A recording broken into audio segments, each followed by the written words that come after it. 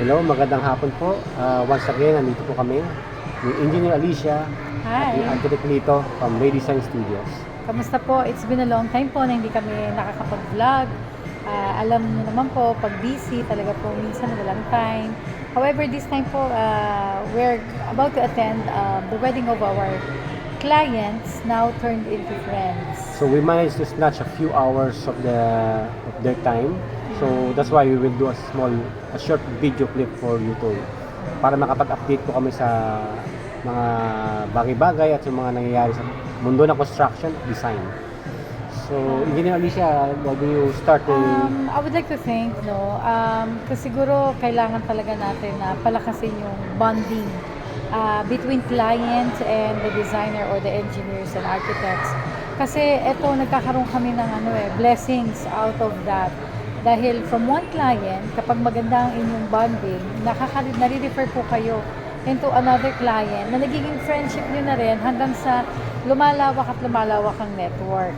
Actually, architect, just yesterday, we have a returning client actually. And yes, si architect po mag-explain. Actually, we didn't expect that because actually dumating kami doon sa project close to sa vicinity ng bagong naming client na wino-work out. And na-realize namin, may client tayo before 2 to 3 years ago.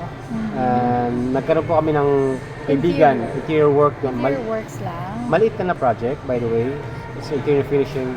And we were surprised dahil on the same day, tumawag sila at tatanong kung naaalala pa raw namin sila. Of course, sabi ko, naalala namin, sir, kasi lahat ng kliyente po namin, nasa puso namin.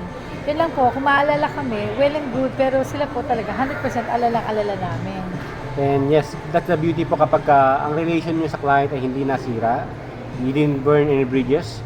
So, kung meron man konting issue sa project, it's normal. That's part of the project. And as long as nandun po yung kausap ninyo, yung kung sino man yung contact person ng company na yon or ng contractor o ng designer na yon, dapat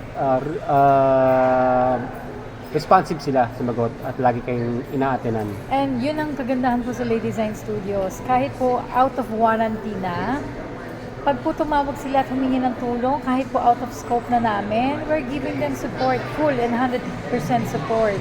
Kaya siguro, we're really gaining friends to that network, that kind of paradigm, business paradigm, na hindi lang po yung client and builder's relationship, but of course, nagiging turn into friends and sometimes families pa po.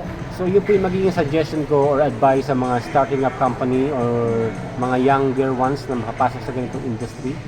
So wag niyo po sirain ang relation sa client. Pwede kayo magkaroon ng konting argument or discussion about the issues in the project. But at the end of the day, lahat naman ng bagay nare-resolve at nadadaan sa magandang usapan. So as long as hindi mo sinisira ang relation at you're trying to find a solution for every problem na nandyan, that's still part of pagiging tao natin. So, yan po ang mapapayo ko sa inyo. Always maintain a good relationship with your client. And sometimes nga, yung mga unexpected, like this one that who just came up again yesterday. Ito nga napuyat kami kasi talagang we worked it out kasi gusto rin namin siyang matulungan kaagad. So from minor renovations, it's becoming major 3-story commercial project. Plus a bonus of vacation house resort ng kapatid niya. And I believe there will be more to come kapag ganyan po ang naging relationship. By the way, this event na inaatinan po namin ngayon kay Boss Bricks, he is also an example of how we maintain a good relationship with the client. So 2 to 3 years, 4 years ago, namin ginawa yung project niya. And up to now, we're still dealing with some other businesses or some other engagement like this wedding invitation na na-receive namin sa kanya, birthday ng anak niya, and many more example na magandang samahan. Kaya guys, ang pera nababawi, ang pera malugi ka man ngayon sa project na to, pero mababawi mo. Ang hindi mo kayang bawiin is kapag nasira ka sa kliyente. Kaya ang advice po namin, and yun po ang isa sa mga core values ng Ray Design Studios, na walang kliyenteng tatalikod kami sa project na magkaaway kami or hindi namin natatapos. So hanggang doon na lang po muna, tatapusin na po natin and then we'll continue another video para hindi po masyado mahaba ang Okay, thank you very much po. Bye!